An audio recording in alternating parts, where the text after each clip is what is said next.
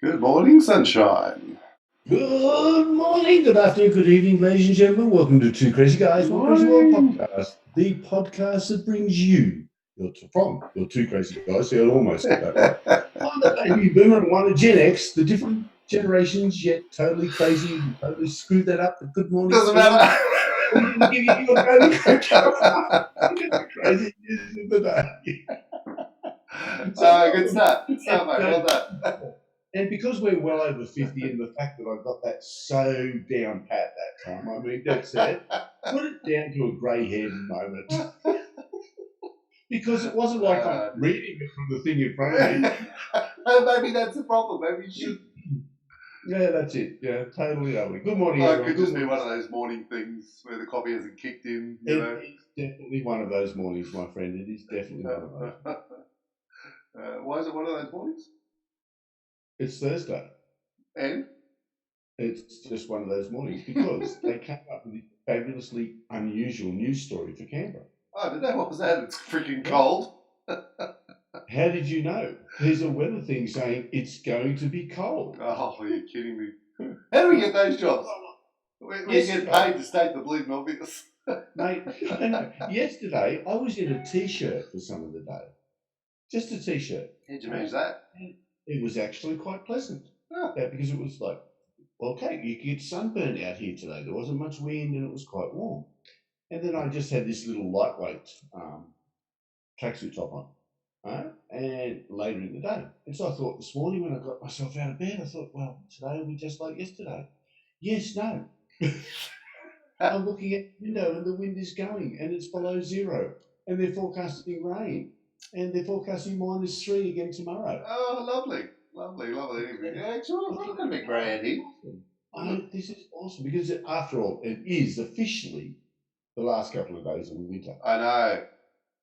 Thanks, hallelujah. Oh, yes, he says, sitting up there in a t-shirt. Yeah, I had to put my jumper on at least. Yeah, three times. It was terrible. That was one of the news stories this morning that Canberra could expect a cold snap. I'm like, seriously? Where have you been the last 3 months? That is good. That was good. Well, I'm glad we're laughing because we may not be laughing for much longer.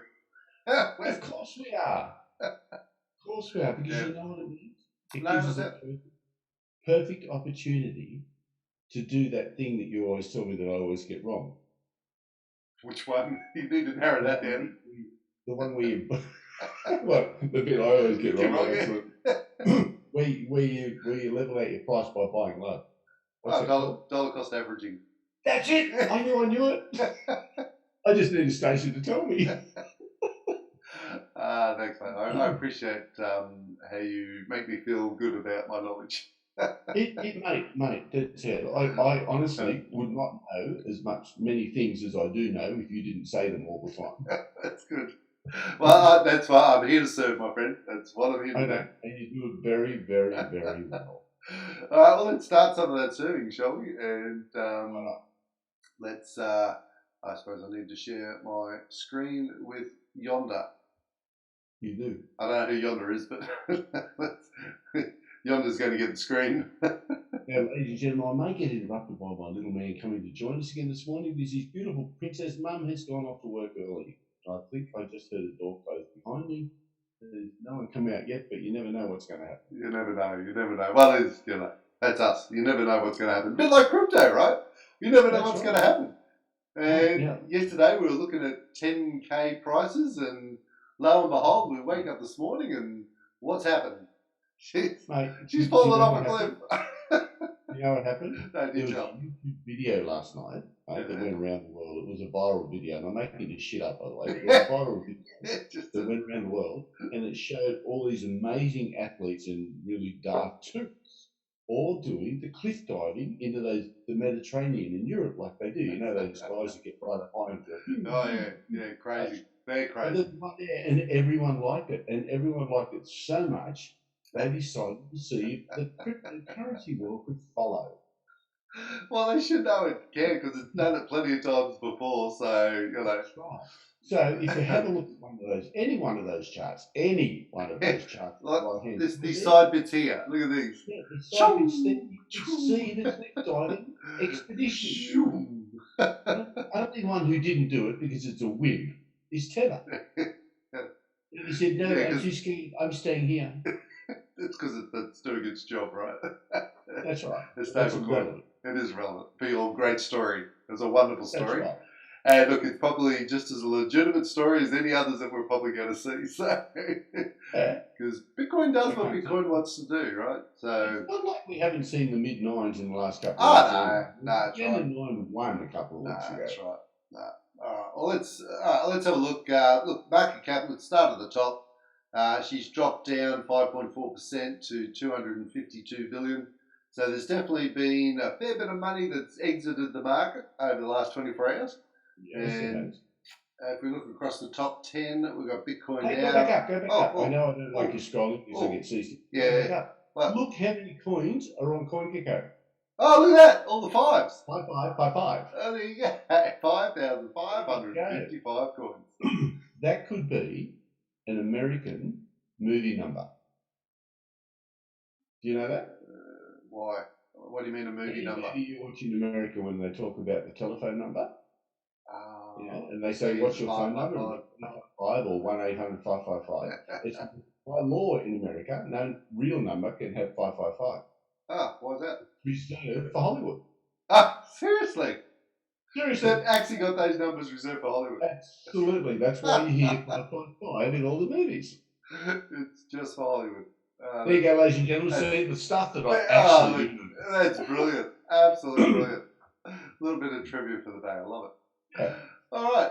So making the real stuff. We'll start our cliff diving expedition now. So Bitcoin's down to 9659. It's down 4.5% for the day. Down 9% for the week.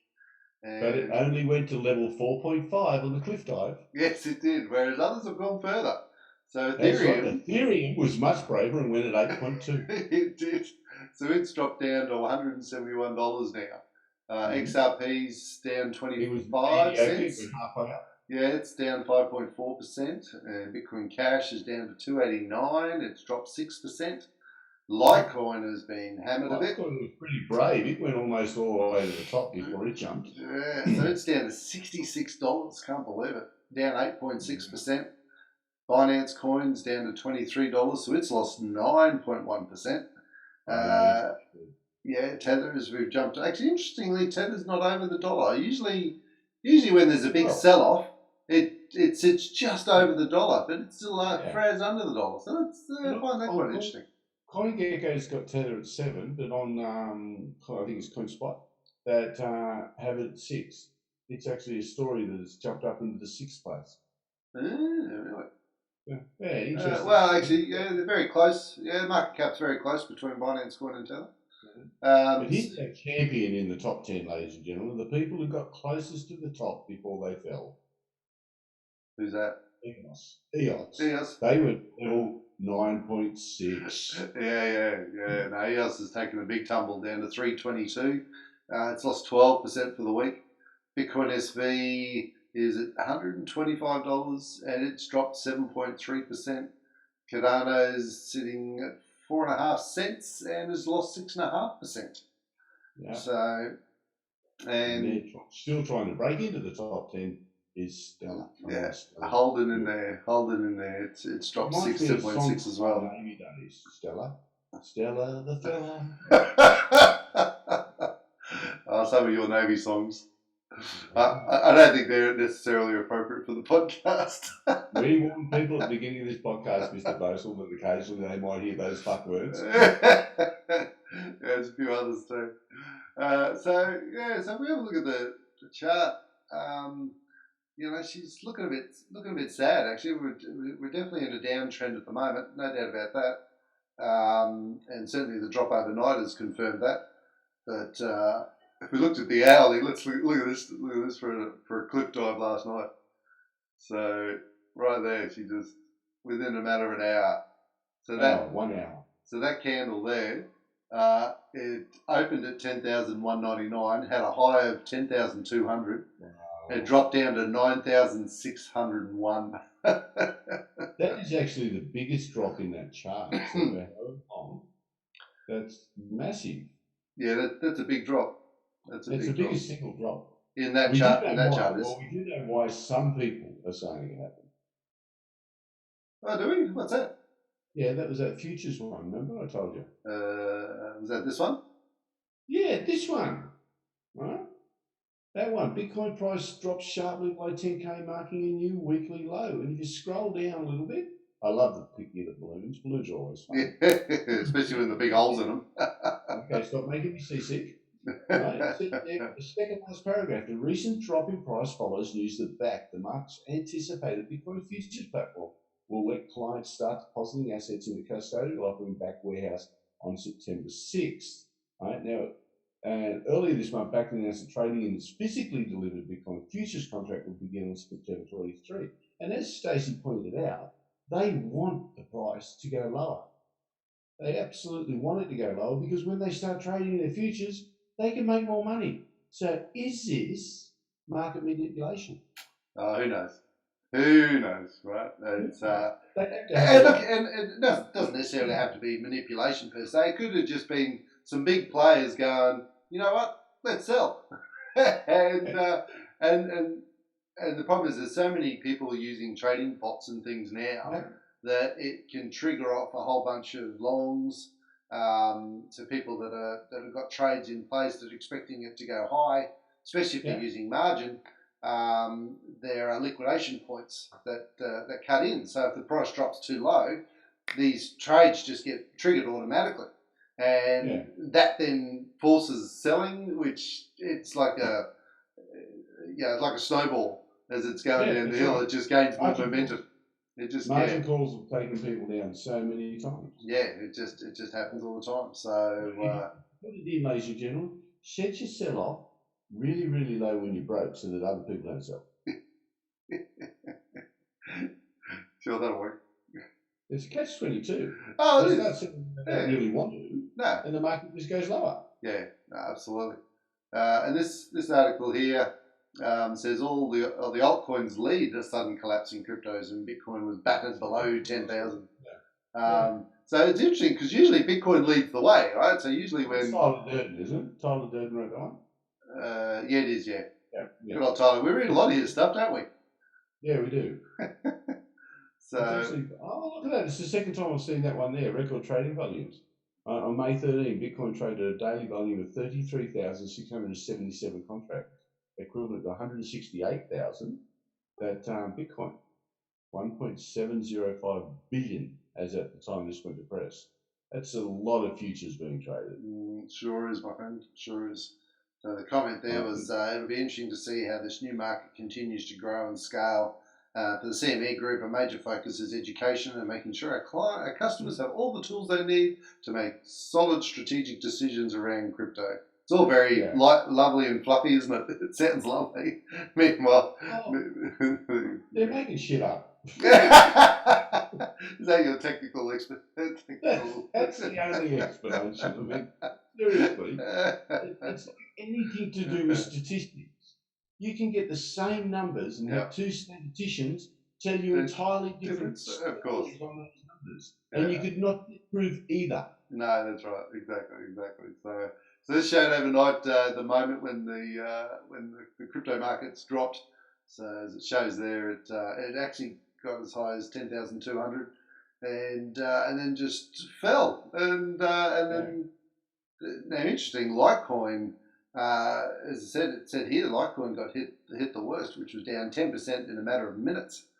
So, and the other interesting, Litecoin has been falling ever since the halving. Yeah. Have a look at the news stories. The hash rate of Litecoin has gone down 33%, I think, since the halving. Yeah, somewhere around 30%.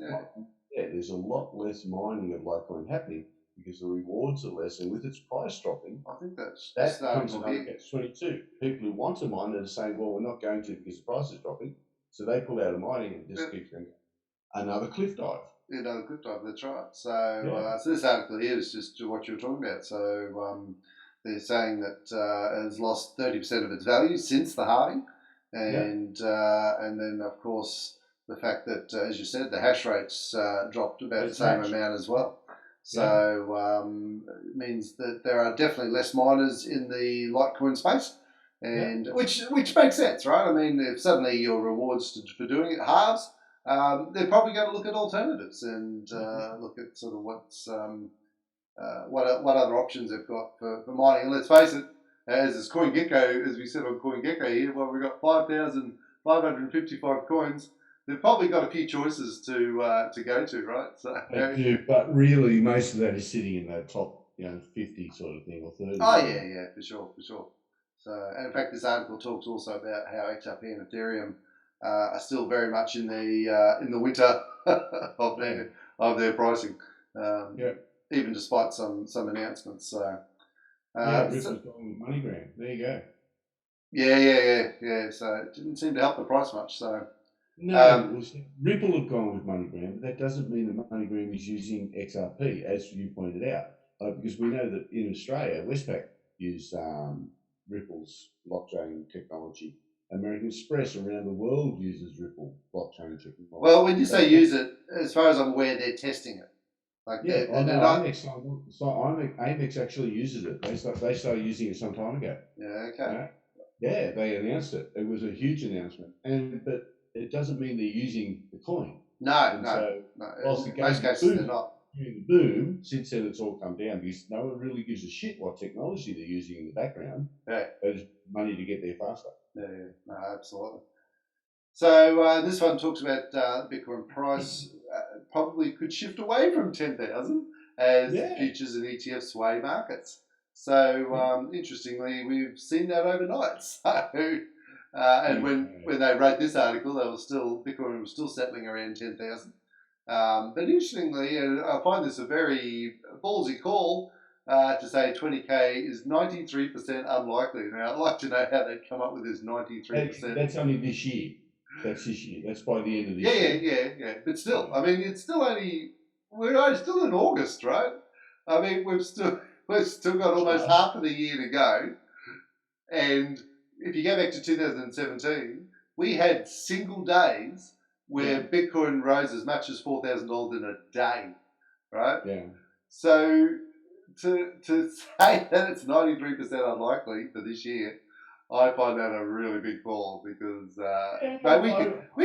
we could hit 20k in a matter of a week, right? I mean, it just absolutely anything could, mate. And but I'd swing via them actually on that one. I think that we'll get it. No, I don't. No, it's going to go stupid later in the year. I guarantee it. Okay. Yeah. Right. There's too much happening in the space, right? And that combined with all this stuff, and then we go back to these articles, right? ZIRP, NIRP, and the mechanics of absurdity, right? Yeah. I love the title. But all they're talking about is these crazy monetary policies that are going on around the world. And countries are going to be looking for somewhere to put their money. And we've got a little man joining us. We have a little man. So hello, everyone. Hello. How are you, matey? Let's go take the headphones off so Stacey, Teddy can hear, mate. Hang on. There we go. I'm just going to go back to... Keep talking. That's right. So I was talking about one of the reasons why I think Bitcoin still has a very good chance of rising later through the year, and that's more of a wider macroeconomic sense because there's so much crazy stuff happening in the financial markets around the world that the average person is going to be looking for alternatives to sort of save their money. How are you, little man? Hey? Did you have a good sleep? Yeah. That's good. So you're going to talk crypto with us? Get up here, baby. Just getting rid of a puppy dog who's all excited that Teddy's here. No worries at all. So another indicator of that is the JP Morgan's Emerging Market Index has just hit a record low, and one of the key reasons behind that is that the Pesos has plummeted. And we talked about that the other day, that poor old Argentinians, their pesos are just fallen off a cliff as well. And absolutely, they've been falling off a cliff for a while though. Yeah, but they lost like, I don't know, 30% in a day or something like that a little while ago. And and this is the thing, people are going to be looking for alternatives as they are in Venezuela. And Turkey, Turkey's also having the same problem with their currencies. So when we go back to this one, and we say that, hang on, monkey, keep going. See you, mate. Bye. See you later, man. All right. So that's what I say. To say it's a 93% unlikely this year, I find that's a big call. There's just there's so much happening. So much happening around the world. Oh, without a shadow of a doubt, mate. And it could go up there, but I reckon 15 grand is more likely. That's my bet. Very good. Okay. Yeah. Hey? Well, we've got the 13. We've got the 13, and then she pulled back. And I just have a feeling 15,000 US is probably around where it'll settle. I've got no rhyme or reason for it, like anyone else in the big. No, that's right. No, that's exactly right. It's there's just it's one of those things when even you can't tell. No, you can't. And even when you talk to really clever analysts, as we have, and we've spoken to Boomer Forks, and other traders that have many years' experience of trading, and Trader Cobb's another one. Craig Cobb is a very experienced trader. And they'll tell you, we just read the charts as they say right now, because it can change at any moment, right? And anyone that thinks they know what's coming, I think are pulling your leg, because we just can't, we just don't know, because. And look, the other thing I think that's going to be really interesting is going to be how these new monetary policies are going to play out. It's going to be it's unknown territory. All these negative yielding bonds that are coming in around the world. There's 16 or 17 trillion dollars worth of negative yielding bonds, and interest rates around the world are going down. That's interesting, because people will be looking for alternates to stick their dollars with. Well, that's the thing. It's like, why would you put your money into something that you know is going to return a negative yield? The only reason you would do that. People buy property all the time, right? Yeah, well, they do. You do. But I think the only other reason you would do it is because the underlying belief is that everything else is going to go down further, right? That would be, to me, the only other reason. You'd think that a bond that's only going to give a slight negative yield is probably better than anything else that's going to potentially fall off a cliff. So, I don't know. It boggles my mind, and I just don't understand how all that works. Here in Australia, interestingly, and this is a slightly different one, and I'm looking into this a little bit further. But so Australia, we're trying to. We know the government's trying to move us to a cashless society, but now they're wanting to ban cash payments above $10,000, right? We've talked about this over the last few days. This one's been coming for a while. It's draft legislation. Back in a second. Yeah, no worries. And it is draft legislation, as Chris just said. And part of it, though, and this is an interesting article by ABC, was that from their investigation that they believe that it's actually from the IMF, the International Monetary Fund. And so the theory, and they actually refer to John Adams, another economist who I've been watching and has had a lot to say on this topic. And it was John who actually said that this has just come out of thin air, that it does actually have a place, or it has actually come from somewhere, and this is where the story around the IMF has come into it. And he said it is based on a repeated public papers and statements by the international body in charge of financial stability, which is the IMF we've just talked about.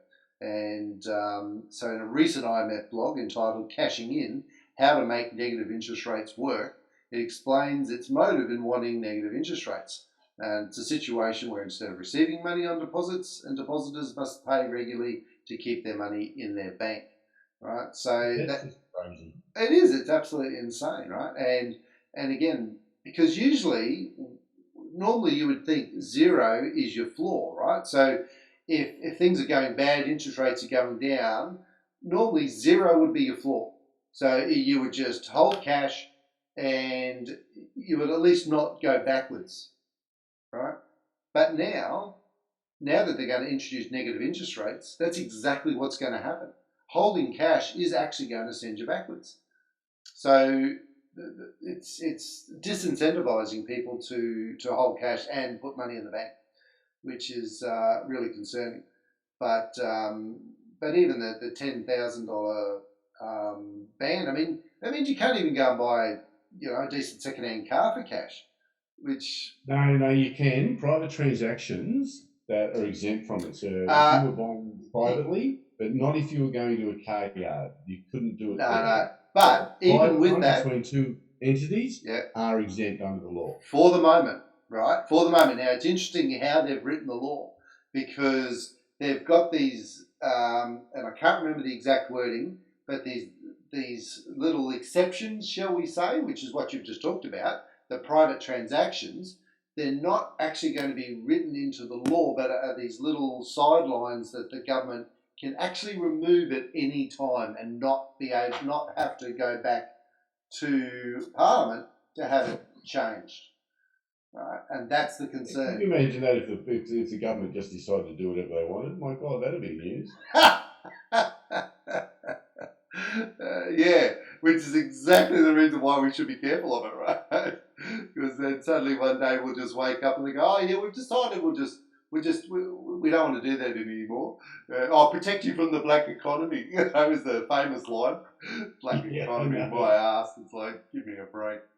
So it's fine. We'll ignore cash and we'll just move to cryptos, right? Solves the problem. Solves the problem, people. So there you go. We've solved the problem. We don't need to worry about our cash. We just move to crypto. So what do you think? Sorry, mate, I missed that. I had a little boy yelling at me on the other side. Say it again. I was just saying we've solved the problem. We just moved to crypto. What do you think? I'm all for it. I'm absolutely all for it. I was saying to you before, I've got a spare few pennies. I can throw them in there. There we go. I think the bank gave them to me back when banks were actually giving you something and not taking everything. Yes, well, I certainly wouldn't be trusting the banks these days. And as we've talked about a few times, the Royal Commission certainly gave us a little bit of insight into what's been going on in the banking sector. And but we know that they're just there to take as much money out of us as they can. That's what they do. Right? They are. But now we have an alternative. Right. Now we have an alternative. We do, and let's keep it going that way. Sorry, I'm a little bit distracted right now. I do have a little man who's yelling out for his breakfast and for TV and to show me things. Well, that's right. We will finish up then. All right. These things happen, ladies and gentlemen, when you're making these podcasts at this time of day, and a little people get out of bed, which he shouldn't have. Yeah. Go figure, right? Yeah. It's usually when you want them to get out of bed. But they won't. They won't. You can't get them out for love nor money. It's unbelievable. When his mum's home, which is most of the mornings, he doesn't get up. We have to go and wake him up at 8:15. It is like absolute clockwork. The days that she's actually gone to work early, he's up and early. Wait, Teddy. 1:30 or whatever it happens to be. Crack up. All right, ladies and gentlemen, we have to wrap it up there. I have a little person come on in the background. This has been Two Crazy Guys and One Crazy Little Person, bringing you your daily crazy crypto update. As always, don't forget, if you become a subscriber, you can get bling bling. Look, I even bought some bling bling and just disappeared. To show you. That's right. So you can get this bling bling and you can look at that. That looks there. So you. All right, so until tomorrow, have a great day. Thanks, folks. Have a crazy old day. See ya. See you guys.